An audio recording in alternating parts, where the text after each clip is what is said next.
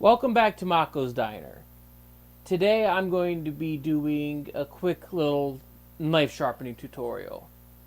For those of you who have seen my first video, welcome back. For those of you whose first time this is, welcome. For those of you who did watch my first video, you're going to notice views that weren't in it.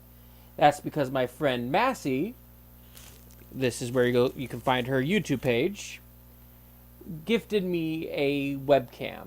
So, because of that, I can do different viewpoints and show better angles of some cuts, and for the knife sharpening, show you the proper angles to be sharpening at.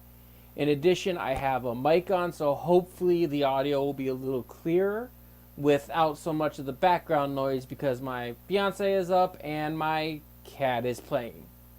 So hopefully you'll hear more of me and less of them. So, without further ado, I'm going to start. Here we have not a true sharpening stone, but sharpening rods. I'm using them in place of true sharpening stones because, well, I don't have one and can't afford one. Here is my knife. This is I think about an 8-inch chef's knife, and I'm going to use it throughout all the video and into the dish I'm going to prepare later.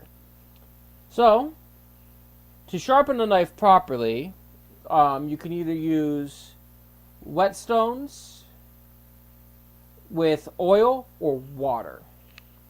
Do not use oil that's vegetable oil because you could end up damaging your stone, making it all rancid and stuff. So don't use vegetable oil for this, people. You don't want a rancid stone. So to make this easier to clean, and because I don't have to worry about what kind of oil, I put water on it. Good usage for it. It's fine. I'm going to actually remove one of these to make it a little easier on me. You'll get a pretty good angle too.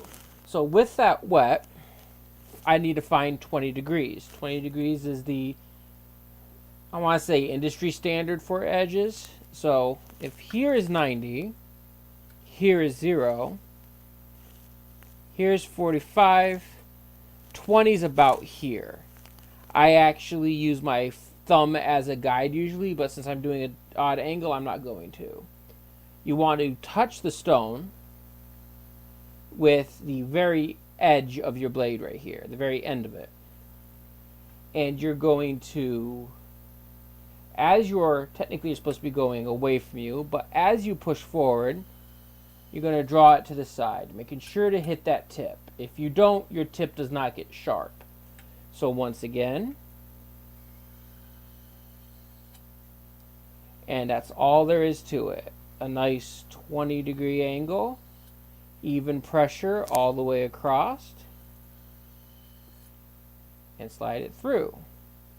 And the other way, you would technically hold this way, but because that's an odd angle for me, find your 20.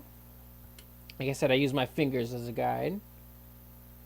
And making sure to hit that tip. Now this is actually a little easier with the stone as it will make more contact with the blade as you draw it across, but this works fine, well enough. This is actually super fine. You're going to want to start with the coarsest stone you can find, or medium coarseness, and then move to the finer stones. If you try sharpening an extremely dull blade with one of these, it'll take you hours. Personal experience. After you're done with that, you wash up, put your stones away, and you are done. Well, that's my video on sharpening blades. Like I said, I don't have the professional equipment, but it should get the point across, especially if you pay attention to what I said. Nyla, I know you have been wanting to get your blade sharpened for a while now, so here you go. I hope it's of use, and I hope you can find some pretty good sharpening stones out there. Remember, not vegetable oil, but like mineral oil or water. Water would be best. You do not use water on a stone that you already started putting vegetable oil on. or not vegetable oil, but mineral oil. Plus, water is easier to clean off the blade than oil any day. So, hopefully you keep your knives sharp and you don't cut your fingers off. That's not fun to get that many stitches. So, have a good day.